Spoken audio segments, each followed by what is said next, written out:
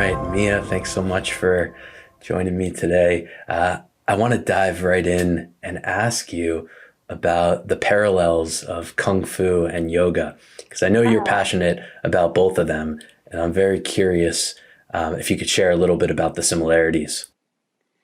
yeah, I love talking about this. Um, actually, my I came into yoga by suggestion of my sifu. That's my kung fu teacher. And at that time, actually, the school that I was going to was in Philadelphia, and I was like 2 hours away from where I lived. So it would be a 4 hour commute when I would go to training. And so it happened that I had a baby. I was still working, so I spoke to my CFO like, I can't make these commutes. Is there anything that I can do other than training at home? And he's like, why don't you try yoga? And I've always wanted to, but for some reason talked myself out of it, like, oh, it's too expensive, or that was mostly the obstacle for me. So for some reason, when he said go try it out, then all of a sudden it's okay to spend that money. Um, and when I first got into it, I was like, I love this. Like, I'm going to be doing this forever. And so I've always sort of had um, been doing the yoga and kung fu together, that they sort of merged. And so yoga is like this internal work, right? We're in our mats, we're by ourselves, we're investigating and questioning, learning about ourselves, trying to get into that, like that core, what the teachings often call about like the self, like the universal self. Um, and that's the journey, right? It's inwards. For Kung Fu, for me, it's an outward journey, but it kind of circles around to the same thing. In any martial arts, you need a partner, right? You have to have touch. And you're working with a lot of people. And as you're adjusting, height, size, energy, personality, you start to adjust yourself and kind of find yourself in this relationship to somebody else. And then there's feedback, because touch is a big thing, right? When you touch someone or something, you sort of download another component of that thing or person that you're touching. And so in that way, I'm also learning about myself through other people. And so then you find this like common ground between you and others. And in that, again, you find the self, the capital S self. So I think they kind of circle back into each other, whereas like yoga is inwards till you find this universal self that you are connected to everything and everyone. And then Kung Fu, it's like you're connected to someone and then you find yourself. Does that make sense? Yeah, I think it does. I'm Mm. curious, can you remember when you first had a realization that you're connected to something larger than yourself? And did that happen in yoga or kung fu or just living life, and how that affected you realizing, oh, I'm not just isolated, I'm not just me, I'm connected to something bigger. Uh, I grew up in a religious family, and so that was always there. That we do things in according to something bigger than ourselves.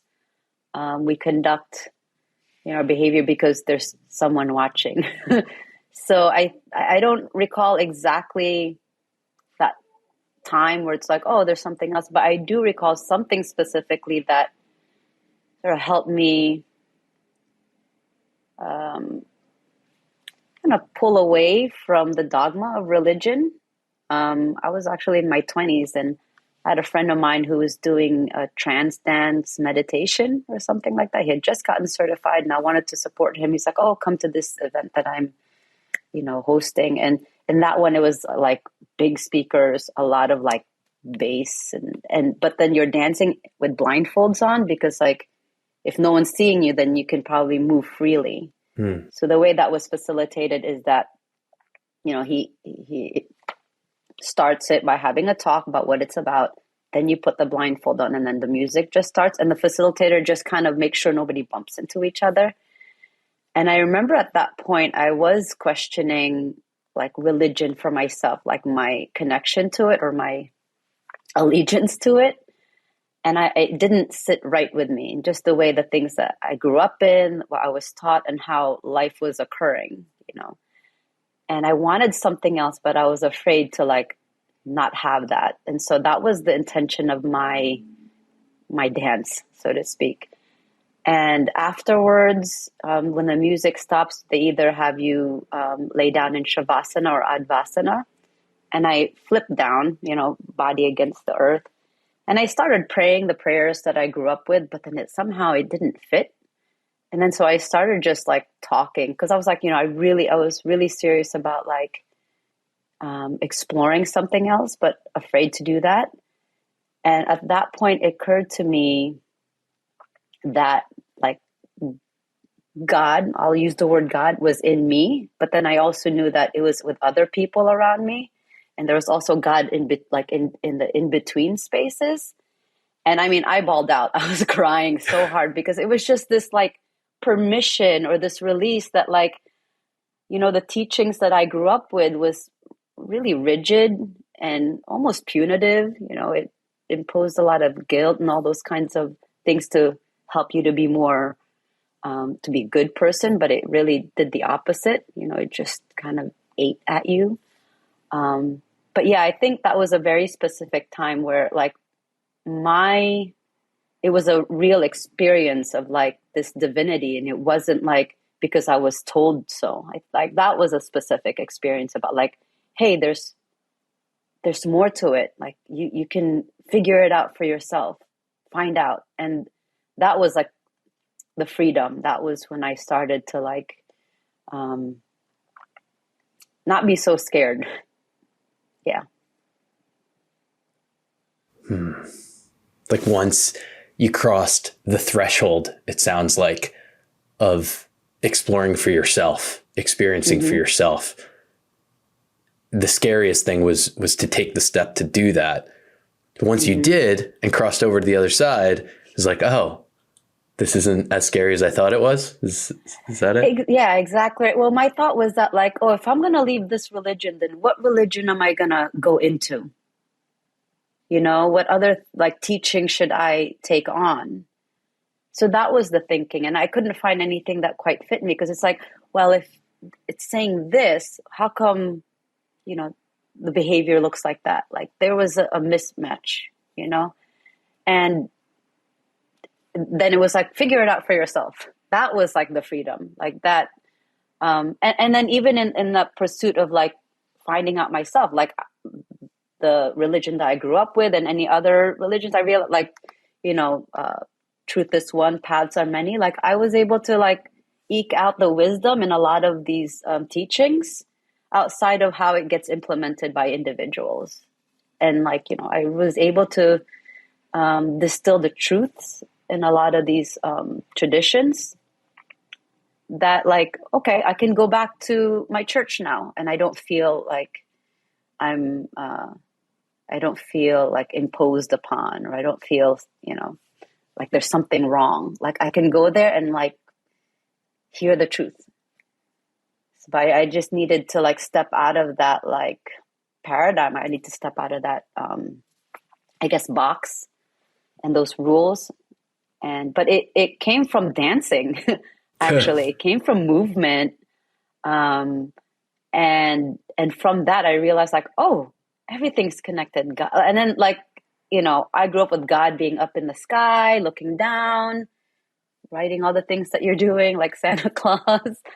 But from that experience, like, you know, divine came here. Like it's at eye level. It's in between. So if that entity is here, like right next to me, like I would conduct myself much better than if I think they're far away and, you know, there's like this long, deep like view from the divinity in myself. But it got brought down and it changed like the way that it became real. It wasn't in the books. It wasn't at church. It wasn't, you know, what I was told to do. It was like, no, it's right next to me. It's like right outside my skin or even inside. Right. Even inside your skin. I think this is so interesting. And it's really important difference of perspective that people have. And I've had a lot of conversations with people who are religious, and many of them are really opposed to this idea that the divine lives within us, within me. Mm-hmm. And I wonder about that, like, because I think much of the script is like, I have free will, and I'm trying to make God, who's outside of myself, happy with me. So do the right thing so that God is happy. And I grew up with that too, right? And similar to you, I had some experience where I realized that I'm a part of this thing, and why wouldn't it be inside of me?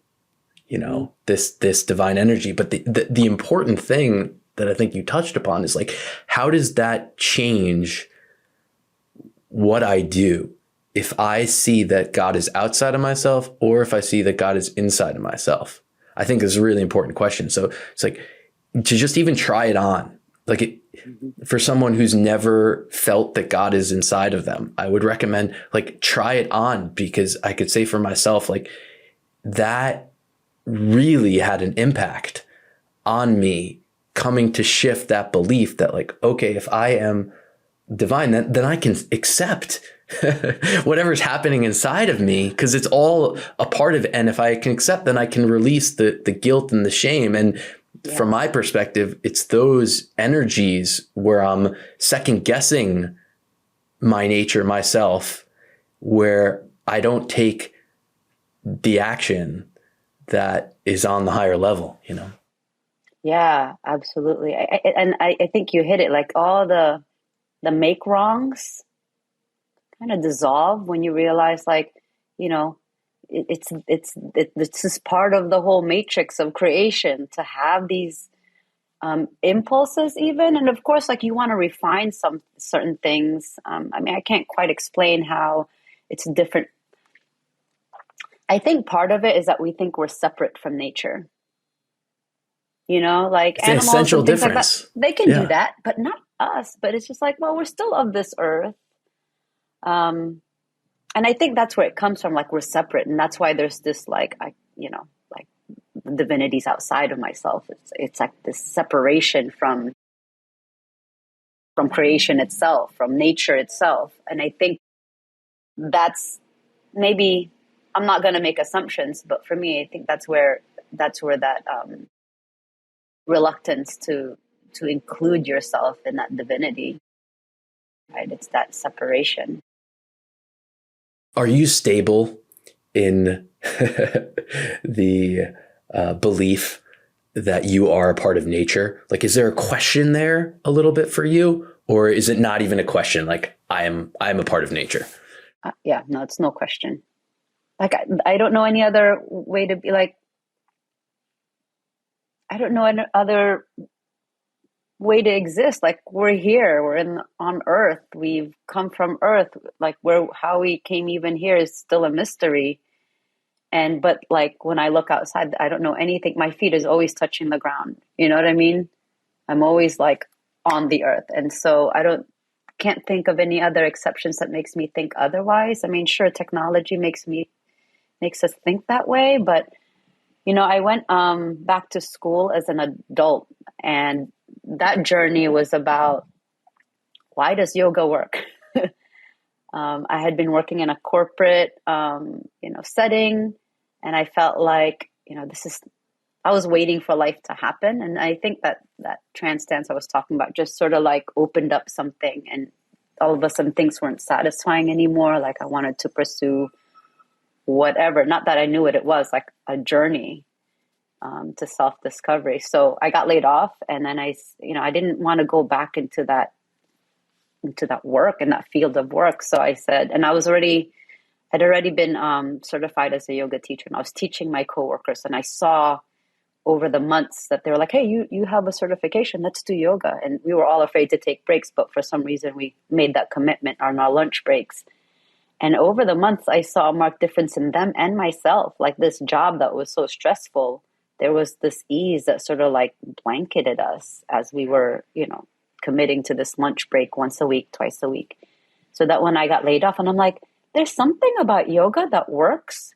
I want to know why. Like, I want to know, like, why through, like, the academic lens. So I went back to school. And because I had that question in my heart and my mind, as I took all the classes, it answered that for me. Like, political science answered it for me. Physics definitely answered it for me. Biology, all those things. And what's interesting is that when I learned more about, like, the natural world, I realized, like, hey, we do that. But, as humans, we impose a morality over it.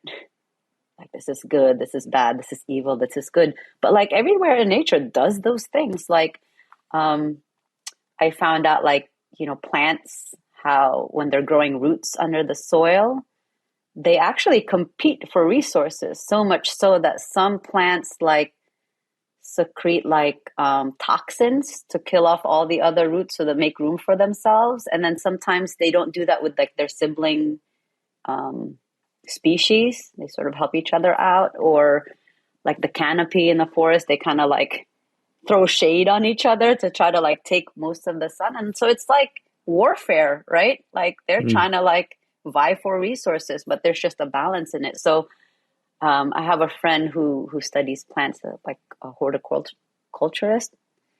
She's like, oh yeah, no, it's a warfare in there. And when we go into nature, it's like, it's so peaceful. And but, like, at a different, like, dimension or wavelength, there is warfare happening between those plants and insects and things like that. And so I just had a sense of ease that, like, everything is as it should be. We're no different than nature. And so, yeah, I there's no doubt in my heart to think that I'm anything separate. And that makes me feel, like, even more connected. Right? So. Yeah. Wow. I haven't heard that about the plants and whatnot. It totally feels true. It seems like both of those things are happening. Both the competition and the collaboration are happening simultaneously, right? Like, that is the nature, is that, yeah, there is this competition for resources, but then there's also an awareness that we all support each other and we're all connected to each other. So I think both are true, but what you just said, really, really struck me, that everything is as it should be, that this helped you to feel that way. And I'm curious how this relates to activism, because I believe that you're involved in some kind of activism. So I guess my question is, what is healthy activism, right? Because normally activism is kind of comes from a place of an energy that I get, that, like, everything is not as it should be. Therefore, we need to change things right now. I'm curious your perspective on that. There's in Taoism, there's a concept called Wu Wei, like getting things done by doing nothing.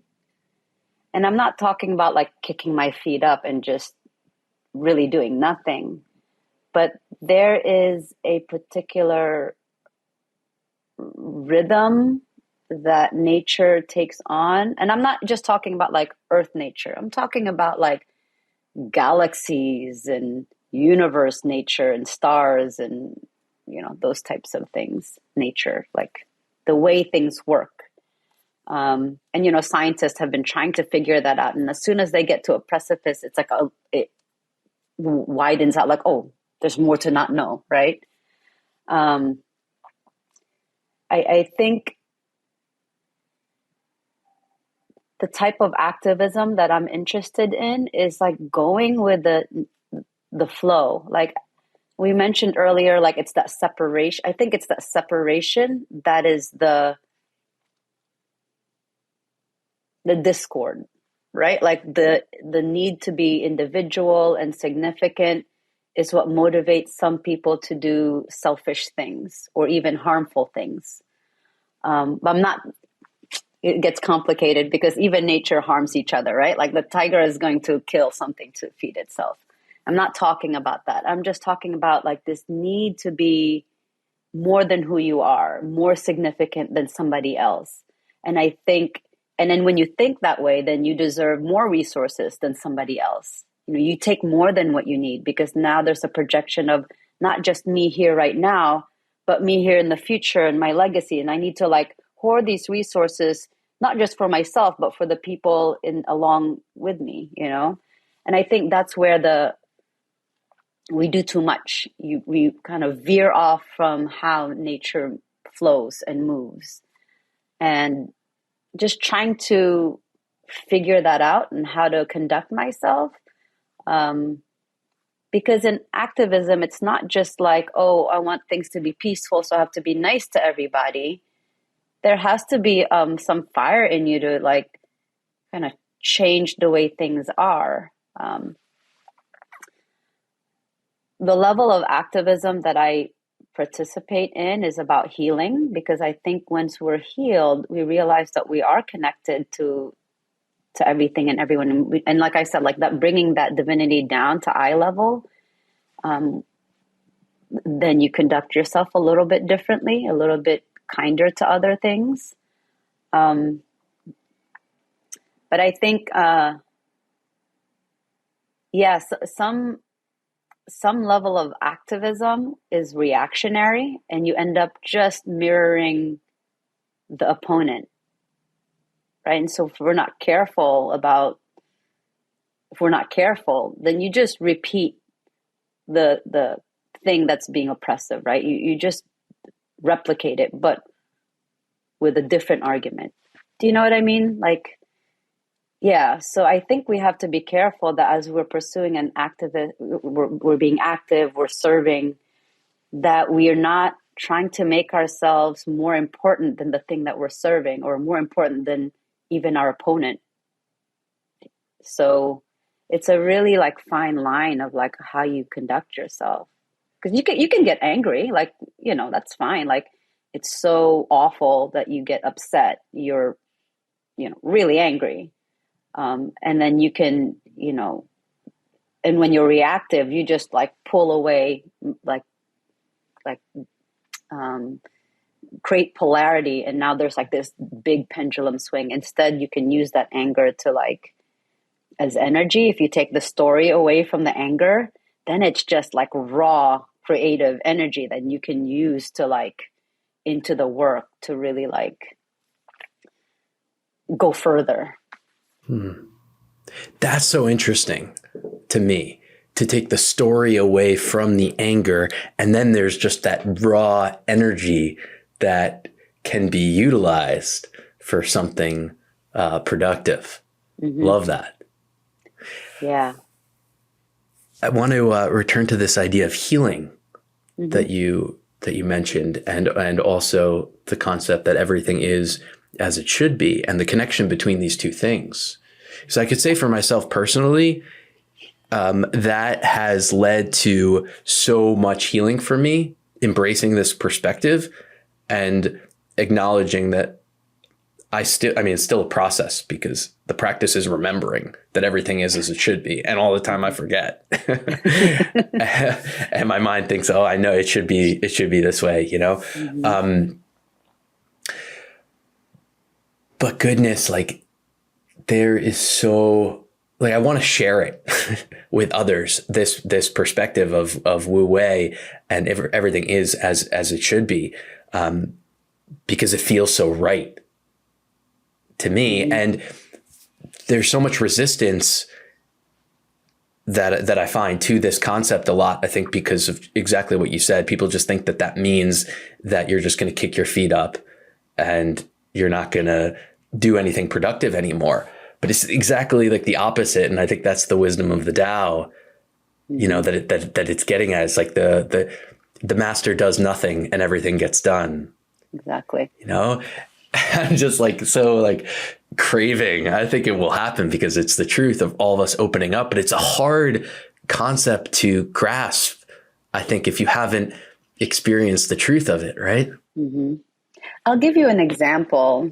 So I'm in my mid 40s. I'm a woman. There's an expectation in women to present themselves a certain way to stay young, right? I mean, not just women, but like people in general. Like there's some, we hold up like youth so much in a higher, we hold that up better than like aging in the seniors. I mean, so there's this, but nature is like we age. That's nature. Like that's the flow of the way. That's the flow of nature. But we resist it so much that we're doing all these extra things to kind of like veer off from the way. So like doing nothing is allowing yourself to age and welcoming, what comes with that, wrinkles and, some parts of the body's not working as the way it used to be. But we resist against that. And then that's the whole thing with like going against nature, that I was talking about. And like there's a whole industry around that, like anti-aging, right? But if we start to look at aging in a way that like that's the way it should be, then you start to look at like, well, how is that flow in like life that aging is important, like having elders is important.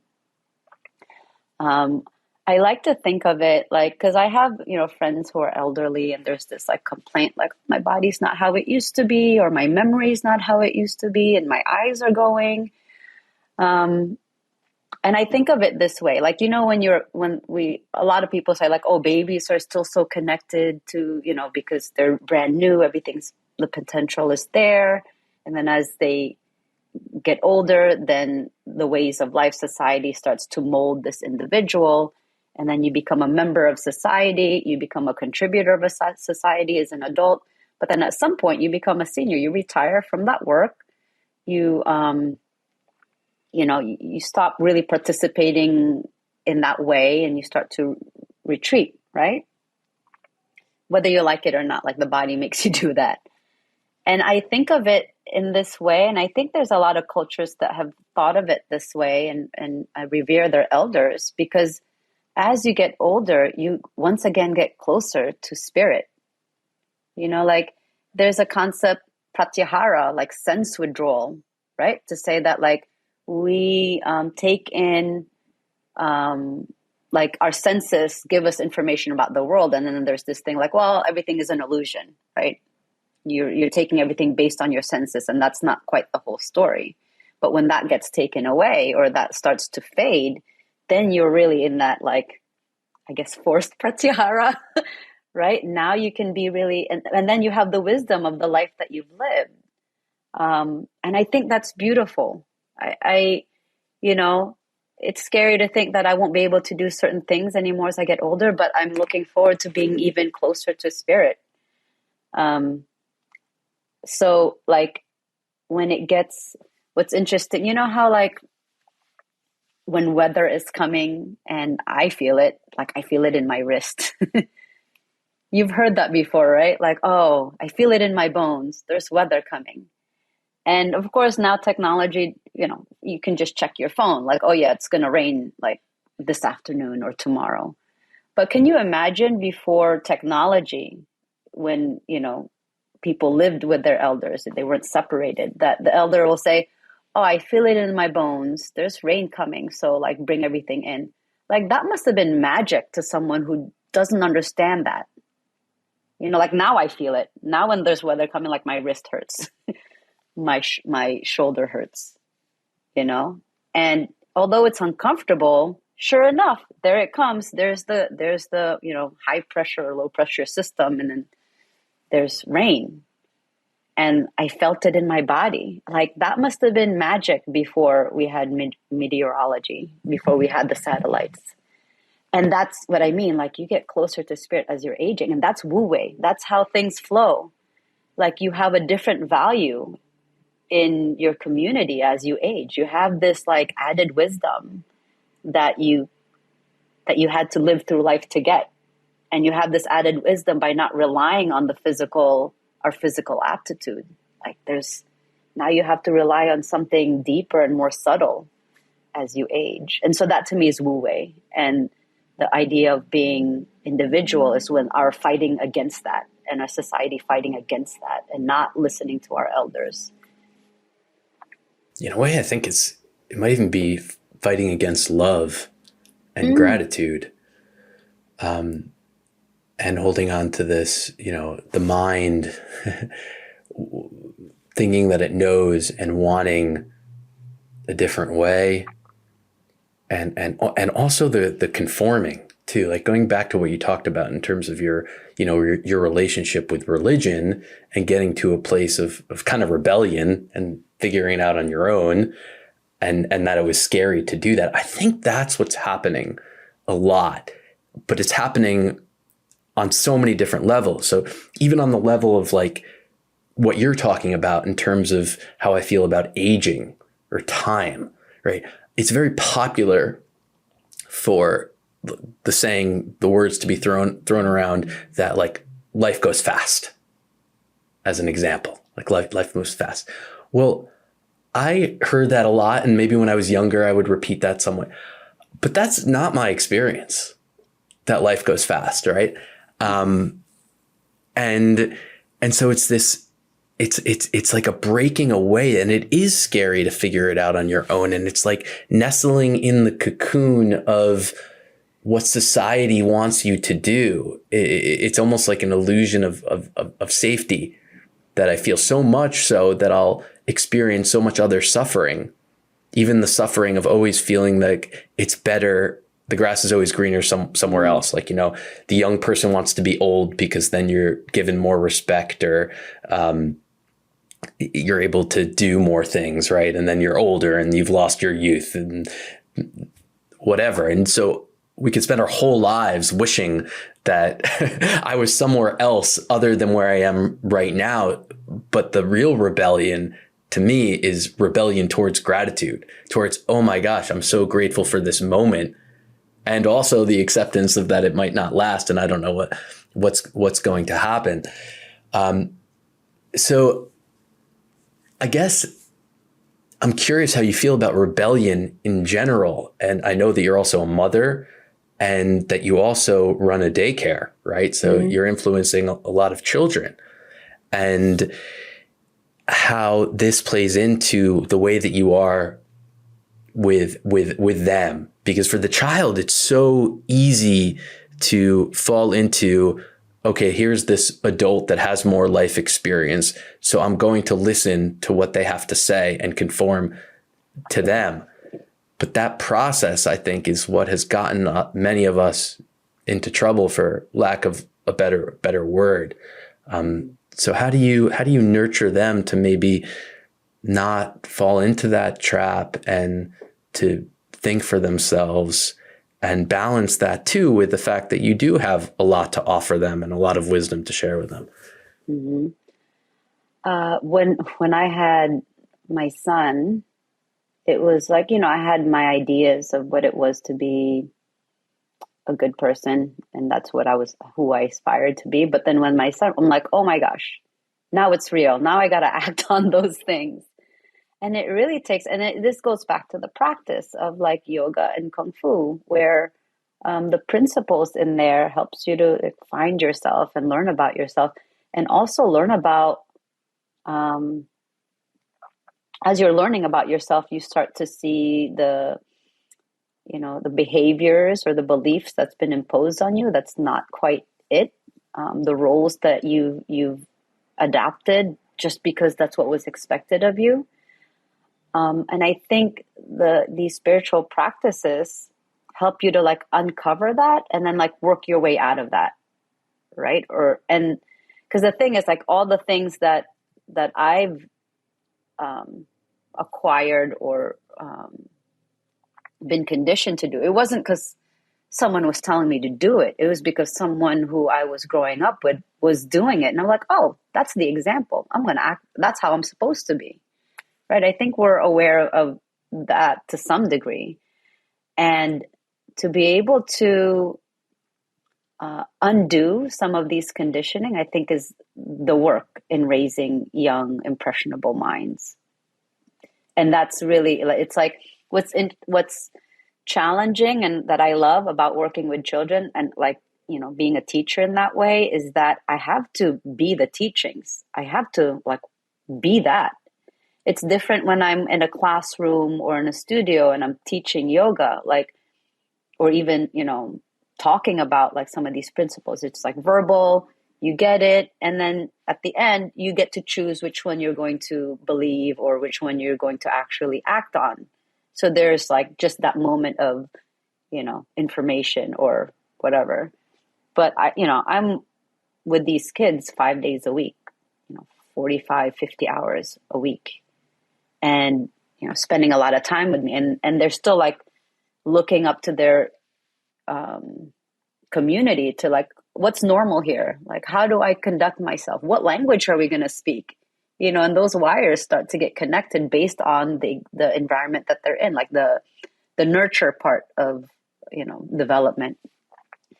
And so if I have an idea of how nature flows, I'm not saying I do know, but just as far as I can tell, there's a way of conducting yourself to connect with others, to connect with nature. And I have to behave that way. That's the teaching.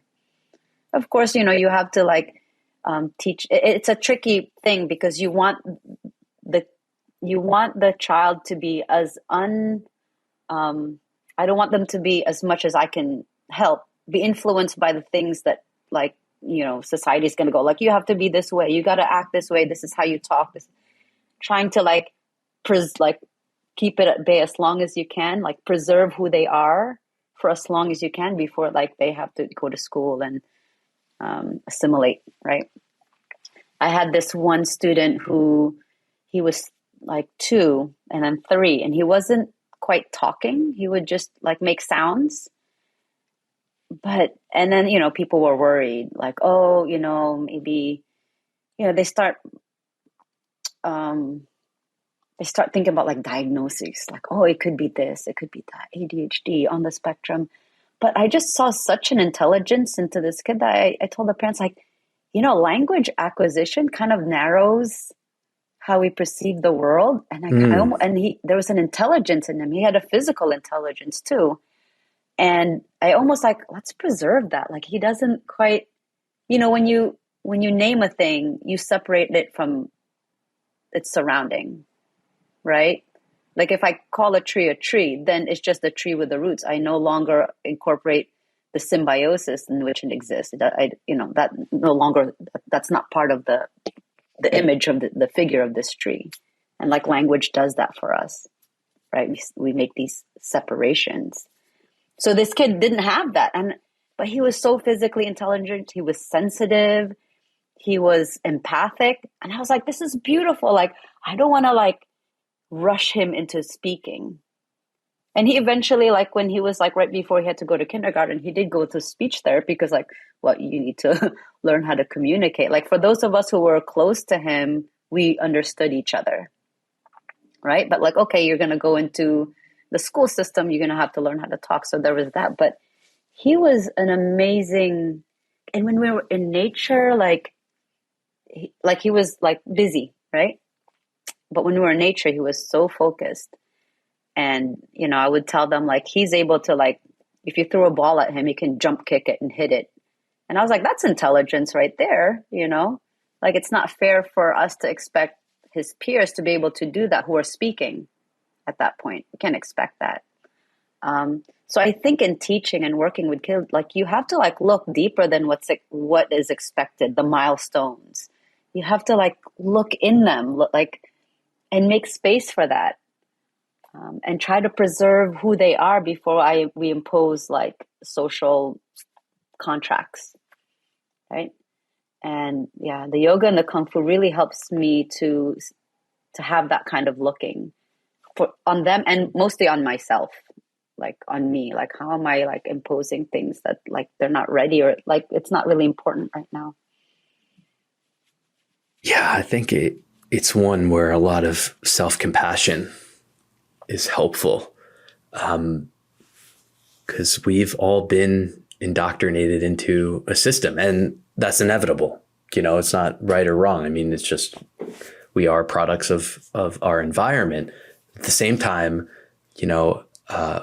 if we are around children, we have an opportunity to progress things a little bit further as a result of the genuine work that each of us have done, are doing. And that's what I hear you saying, and like the power of being the example. So this is so important. I think what you're bringing up here, I don't know if it gets enough attention, is our relationship with language in general. That might be the biggest indoctrination that there is that we treat words as if they can describe everything. Yeah. Like our relationship with words, like I'm speaking from like, what is my relationship with words? Like, I think that they're wonderful. I think language is wonderful, but can it actually describe what is reality? Like, no. And if I pretend that it does, then I'm not seeing what is real. And that's what the children okay, we can teach each other and use these words to communicate, and they're really, really nice. But what's happening beyond words? Like, how addicted am I? And am I uncomfortable when there's no words around? What's my relationship like with silence? I think it's an extremely important aspect of yoga and living in general. Mm-hmm. Yeah, and it informs us how we live, because, with other languages, there's terms that there's no English equivalent, right? And it's because that culture needs that word in the way that they like. In Filipino, there's a word called tanday. And tanday means like when you're laying down with someone, when you put your leg over the other person. When you're sleeping. So you know what I'm saying? Yeah, and this is a culture who shared beds with not just you shared beds with people, and you need that word. It took me so many words to explain Tandai, right? And I think there's other, whatever language or, it's related to culture, and that speaks to that. So, I mean, yeah, if you're speaking English and that's it, there's so many other ways of being and behaving that we're missing out on because we don't have a word for it, right? Yeah. Just to open up to this, the limited sight, to be honest about, how I see such a small fraction of what is really going on. I'm trying to practice humbling myself all the time. And it feels good, because it always feels good to be in more alignment with reality rather than trying to convince myself that, something isn't real. But I really want to ask you, Mia, about inclusivity around yoga. Mm-hmm.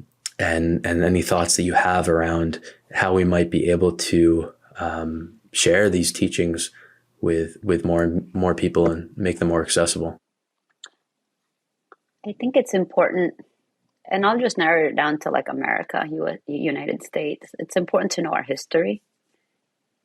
Like, I think we need to understand that before we can really take a step towards that. Like, that's the first step, I think, because we can talk about it and then you say, yes, I get it. But there's so many things ingrained. We talked about the conditioning and expectations that we're blind to it because it's been normalized for us. That's how things are. And the way things are rooted in, oppression and pain and,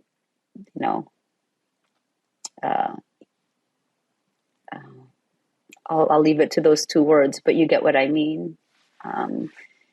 This country is founded on genocide and enslavement. And then it was those people that did that wrote the books, wrote history. Like, they're the ones that's like, oh, this is how we were doing, this is how we came to be. But there's this unsaid thing that happened, this big thing and we all know that it's there. And so,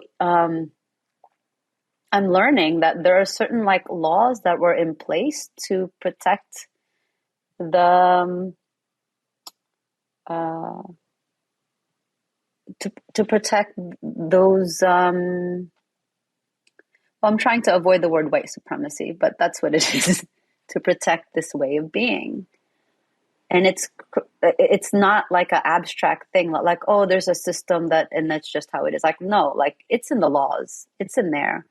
And it's also in the way that we, like, and that's the normal thing, right? Like, that's how we implement, like, if we talk about like professionalism, what does that look like? You know, oh, I wear a tie, suit, and I speak a certain way. But that's based on a very narrow set of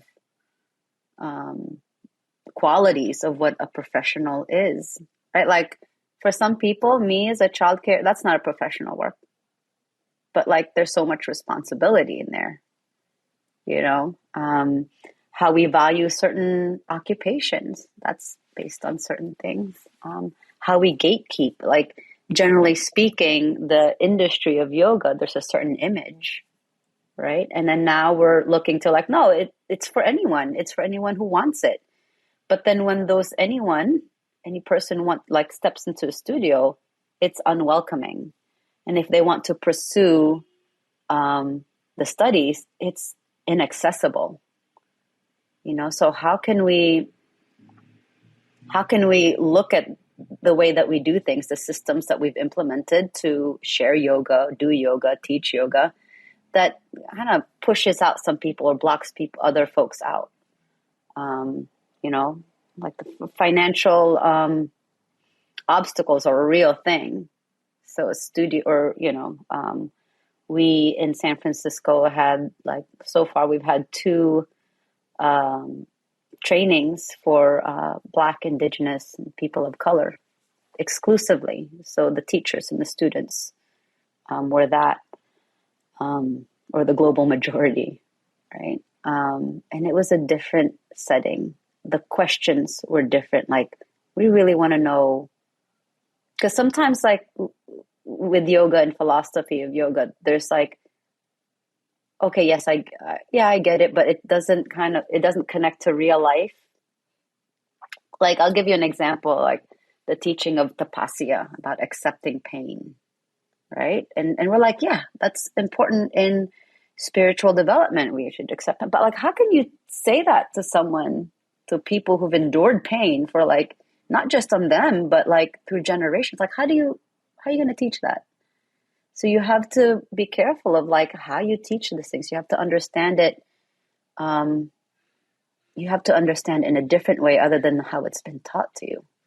I guess my question too comes about, if I can jump in, is like, should we be teaching anything? This is you know, what if that was shifted to sharing my perspective, and you can do with it what you like? You know, like, I could share my perspective that tapasya is a way of, you know, healing, that we all go through a certain amount of suffering, and that there are opportunities to learn. That's my perspective, as opposed to like, I'm teaching you this that you need to learn. You know, like, is that the important shift? Definitely one of those constructs. That's one of those constructs that learning comes from top down. That I'm the authority, and then you just sit there and take it in. Like, that's not real learning. It's collaborative, right? So that's one of those constructs that we have to dismantle in learning and sharing information. And that's what's really unique about going into like making yoga inclusive, because even the way of teaching and sharing knowledge, we have to sort of reevaluate that. You have to approach it differently, you know? By the way, like, from that, like, I've come up with tapasya as like resisting the momentum of habit. And that's where the burn is, really. Oh, I love that. Resisting the momentum of habit. Yeah, because pain comes from, I wanted it this way, and that's not what's happening. That's where the pain comes, right? I was expecting this, and that's not happening. That's the pain that we call, that tapasya helps us to burn off. So, but like, see, in languaging that, like, it's a lot more, we all get that, right? Doesn't matter your background, where you've been, but we get like, oh yeah, it does burn to not do what I reactively want to do. Tapasya. I'm interested in kind of the role of the gatekeeper. Right. Like being in that position. If let's say you're a gatekeeper, you've had access to the teachings and whatnot, and what perspective that is, I think means like what perspective the person in that position has means everything. Like, am I afraid that something is going to be lost? Do I feel pressure that I need to do something differently? I guess that's something I think about a lot. Is like a lot of people I think feel pressure during this time around inclusivity, right? Like okay, people are telling me that what I've been doing is not right. I need to do something else. I feel pressure. And I wonder about this also in terms of like connecting to being in the Tao, right? Like if I feel this pressure and fear to change something, like, okay, maybe I'll change one decision that I make, make a statement, announcement, whatever. But like, that is not going to lead to the fundamental change as far as I could tell. Like, to me, the fundamental change is in seeing generosity as an opportunity for myself. Mm-hmm. Right. And like activism too. Like, do I feel pressure to be an activist, or do I see it as an opportunity for myself to find meaning in my life by giving? And thankfully, nature is set up where it pleases our hearts if we can do some good for someone else, and really moving into that, believing that. What's your take on this? I think when going back to language, when we say activism, there's for people a specific image and behavior that they think they need to be. And I think that's where the pressure comes from. Like it has to be, it has to be extreme, right? Activism. But activism can be silent. It can be it could be unseen. And actually, I feel like that's more effective than being out, like putting up your picket signs. Like, I think you're demonstrating something. Like you want to be seen and you want to be seen. But like the true activism it's really changing, starting off with small changes that snowball into like bigger changes, right? It's an accumulation of, I don't want to say accumulation because it's immeasurable, but just keep choosing, always choosing for the thing that feels more, less about yourself as the individual and more about the larger existence, right? And one of the things that's really scary, I think, for people who want to go there is being wrong, realizing that, or that you're even hurting someone. Like this journey has, I've realized like, oh, in the way that I speak, in the way that I teach, it's actually can be triggering for some people. And I had to like reevaluate that. I'm like, oh, and I wouldn't have known it any other way. Like, I think we're afraid of being wrong. And especially if you're in a teacher position, to be wrong or not knowing can be scary. And that might hold people back from really, doing the work. Because you might realize that the way that you've been doing things have been hurtful. You don't want to discover that about yourself. It's scary. And there's a lot of grieving that happens if you have to let this, piece of identity go, because you're like, I've stood on this identity for so long. What do you mean it's hurting you? That's what's scary about it. And I think if we can just confront the fear of being wrong, we could probably do more.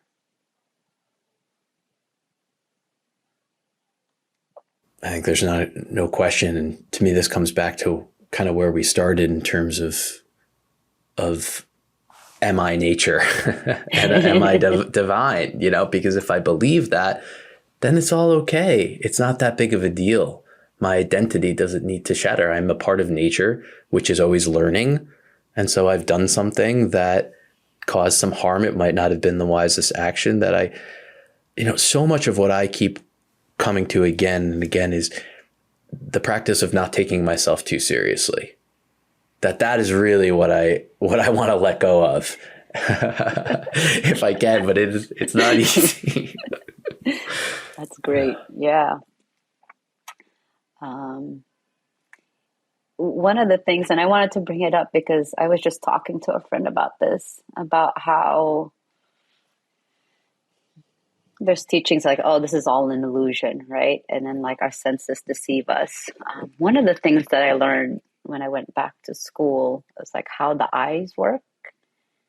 And it was so, like, it blew my mind to learn that what I see is just light reflected on an object. I'm not actually seeing the thing, right? So if I see a blue object, it's just because that object doesn't absorb the frequency blue. And so it bounces off that object, and then like my eyes perceive it. So when I'm looking at you, you have the shape and you have these features, but I'm not really looking at you. I'm looking at the light that's bouncing off of you. So I don't really know how you truly, truly look. I only know how the light is reflected against you. And that blew my mind. I was like, that's the illusion. And I'm just looking at like sight, right? There's so many other ways that we orient ourselves through our senses. And then there's another layer of belief that navigates how we interact with things. And in that way, it's not so personal. You know what I mean? Like you can like laugh at yourself. You can be like, oh, well, okay, well, my mistake. You know, like when we start to like take it on those like molecular, like scientific level, like it becomes impersonal. And then there's a levity about like doing things, and like a playfulness about even activism. Like, let me try this out. Like, oh, that was awful. Let me go back to the drawing board and see where I was relying too much on my conception of truth and reality, you know? And like, that's what I wish for folks to do, to really do the work, because sometimes you get really proud of the work that you do and you get stuck in it. I think it was Martin Luther King who was talking about being inoculated by the work. So does that make sense to you? Totally. Yeah. You know, I used to do that, and you feel like you don't have to do it anymore. The identity. Yeah. Is so strong, but what you're talking about with the eyes and the light and we see is like, again, I come back to humbling myself and like really believing that and I know that it's true. You know, I only see so much, you know, but the cool thing about it is, and the way I say it is like, when I fess up to my inevitable subjectivity, I become more objective, which is my goal. Mm-hmm. To see more of what is real. Saying that I'm never going to see it completely, what is real. Now I can get a little bit closer, and that's my only goal, is to just get closer. And so this is how I practice getting closer. Mm-hmm. Yeah, I mean, it's multi-layered, right? Those being subjective. Totally. Yeah, it's beyond. it's like then that's the playfulness of the game. Like, this is just like awe and wonder. Like, what am I a part of? Like, here? What is going on? Like, if you really, it was so cute. My daughter was like watching something on YouTube. I'm like, what are you doing? She's like, I'm watching space stuff because it's pretty. I was like, oh, she's not doing it to be sciencey at all. She just really, it is pretty. Like, if they show pictures of the galaxy, it's beautiful. And that's what she was doing it for. She wasn't doing it to be smarter, like you said, sciencey. Like, that was so simple. And I sat there with her, I'm like, it's gorgeous, you know? And I think, yeah, that's the seriousness that like, and she was just so playful about it. Like, it pleases me. I'm going to do it. That's why I think that, I mean, I know I'm not the only one that says this, but I can't, I can't believe this enough that the children are our teachers, you know, that they show us, because they just have this cleanliness about them that their only interest is in playing and doing what feels right. And they trust in it. Like, why wouldn't I trust in what feels right? Like, what else is there to go by? That's how I'm surviving. Yeah. I love how you said that, like cleanliness. Yeah, it is. They have no clue, and I'm like happy for them. It's amazing. Yeah. Yeah. Mia, thank you so much. Really appreciate this great, time. Thank you. Avi. Yeah. Yeah. Good talking to you. Wishing you best of luck in everything that you do. And thanks for being a part of this community, for leading these trainings and all of this. If someone's interested in getting in touch with you, finding out more about what you're doing, is there a way for them to do that? Well, I teach for IYI San Francisco. Wednesdays and Friday mornings, Pacific time, 7:30, 8:30. I'm also having a workshop on the chakras in February. But I don't put myself out there too much. I don't have a website, although people are like, you need a website. I like to do the work, and I feel reluctant to like put myself out there, because I feel like it dilutes who I am if I have to attend to like so many people. So that's where I'm at. Check out the San Francisco website.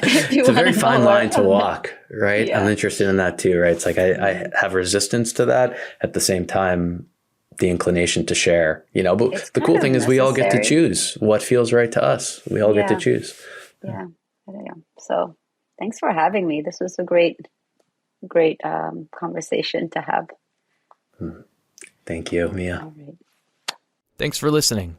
If you've enjoyed this content and think others might as well, please feel free to share and subscribe.